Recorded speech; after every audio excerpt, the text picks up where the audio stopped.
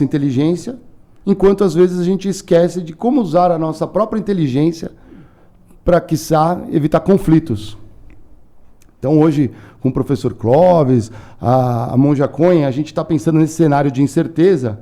E onde que nós, como humanidade, perdemos o fio da meada, por assim dizer, dessa questão da convivência, talvez ética, seja a ética que for, que a gente falou isso da outra vez, não é, professor? E da paz interior. Então, porque talvez a gente fica vendo o outro como uma ameaça e não como um espelho. E esse é um mundo ambíguo e paradoxal que a gente está respirando nesse momento. Quer começar, Monja, comentando um pouco desse como viver e como talvez obter a paz interior que tanto falamos num mundo caótico? Eu acho que o caos é um convite a você procurar a paz. Porque se tudo estiver muito quieto, você não procura coisa alguma. E exatamente porque está da maneira que está, é uma oportunidade maravilhosa para você encontrar o caminho do meio.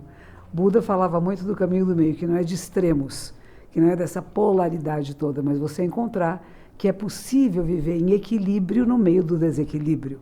Eu tive um grande amigo, que era um psiquiatra, o Gaiarsa, que ele dizia o seguinte: o equilíbrio é feito do desequilíbrio. Eu não quero uma pessoa equilibrada, eu quero um equilibrista. E o que nós estamos fazendo é sempre nos equilibrarmos o tempo todo. O nosso corpo, para estar sentado nesta posição, está se equilibrando o tempo todo. Nós nem percebemos, mas existe um mecanismo incrível em nós que está mantendo a minha coluna erecta e está mantendo o meu corpo nessa posição. Ele não fica sozinho assim. E o tempo todo ele quer sair desse equilíbrio e volta. O mundo é isto. Ele não está pior do que antes, e nem melhor do que será amanhã. E será que amanhã será melhor? Que valores nós estamos usando para julgar o que é bom e o que é ruim? Como é que está a sociedade hoje? Ela é reflexo do quê? Do mundo em que estamos. E o que estamos provocando e educando pessoas e formando pessoas para quê? Para ficar mais ricos? É isso que nós estamos dizendo que é importante? Para você ter mais projeção, ter mais seguidores? Isso é mais importante? O que importa de verdade? Qual é o processo educacional que você coloca? Eu estive falando ontem com um projeto de educação em Araruama, no Rio de Janeiro. Rio de Janeiro, que legal. E é muito interessante pensar do que nós estamos estimulando as crianças, as pessoas, e o que educadores estão estimulando em si. Será que você sente prazer em educar?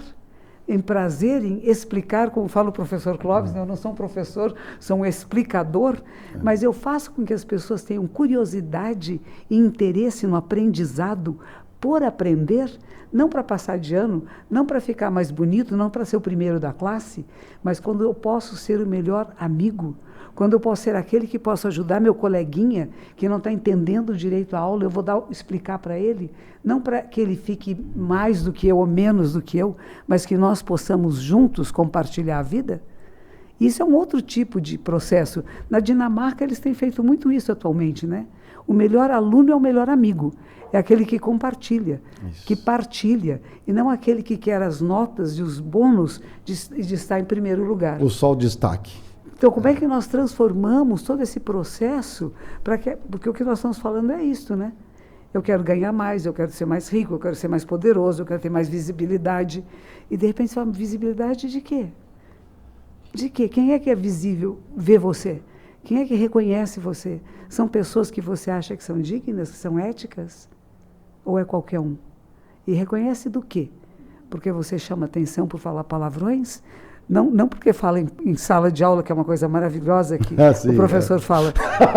Isso é meio hábil, você está risada, não. Sim, não, acontece. Isso é faz parte da didática. Isso é didática, eu chamo a atenção da juventude, que não me ouve. Você não está me ouvindo, eu solto, eles imediatamente voltam a atenção. Então, que meios hábeis nós podemos usar, não para fazer programas tolos e superficiais, mas que as pessoas comecem a refletir, ensinar a pensar.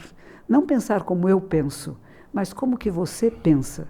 Como é que as pessoas... O que é polaridade? Se não houver polaridade, não tem luz elétrica. É positivo e negativo e nós precisamos das duas energias. Precisamos dos dois lóbulos cerebrais. Precisamos de times de futebol diferentes, de partidos políticos diferentes, de pontos de vista diferentes que podem se acoplar e trabalhar juntos. Mas enquanto a gente está brigando e querendo separar, é como que eu quisesse usar o meu lóbulo direito e brigar com o lóbulo esquerdo. E é absurdo isso. Mas existem pessoas a quem interessa que haja essa briga, porque eu posso controlar melhor quem tem medo. Comecei. Por favor, professor. Olha, o pessoal arrancou com tudo, hein?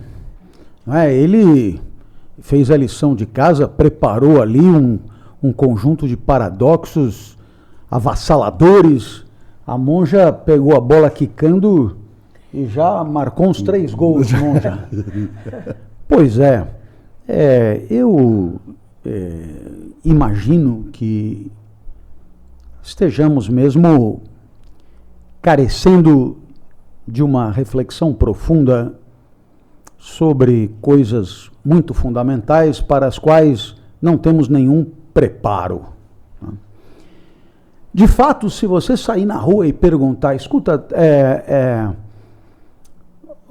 o que tem que acontecer com uma pessoa para que tenhamos certeza que ela teve uma vida bem-sucedida, ou está tendo uma vida bem-sucedida? E você verá que muita coisa será dita, mas essas coisas elas podem ser categorizadas em duas grandes gavetas. A gaveta patrimonial, recursos materiais, e a gaveta simbólica do reconhecimento, da legitimidade, do aplauso dos seguidores, etc. Então, de fato, qual é a ideia? Uma pessoa rica e famosa é uma pessoa que se deu bem. E onde está o problema disso?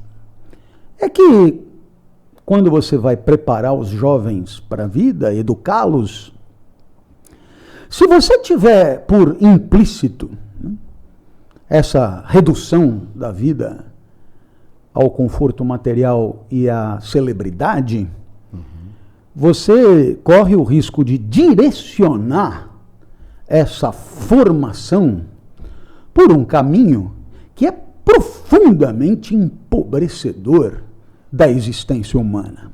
E por quê?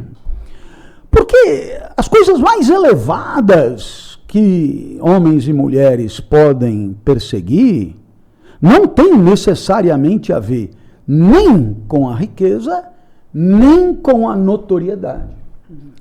Eu poderia dar exemplo de alguns prazeres elevados que advêm do uso do espírito, da vida do espírito, como seria, por exemplo, a leitura de um livro da monja Cohen. Né? Então, o livro da monja Cohen, eu tenho certeza, você não precisa ser muito rico para obtê-lo, você poderá adquiri-lo de segunda mão, você poderá encontrá-lo resumidamente na internet, você poderá, enfim, emprestá-lo, etc. Pois muito bem, a leitura de um livro da monja pode permitir ao seu leitor um ganho de espiritualidade que confere à vida uma luz, um brilho, e que não exigiu deste leitor nenhum tipo de prosperidade material inicial. E o que é mais interessante, o livro tampouco recomendará isso. Ora, na hora que você aceita que todo o barato da vida está em enriquecer e está em ter os seus milhões de seguidores, porque isso hoje é quantificável, a glória dos gregos hoje virou número, né? Virou algaritmo, né?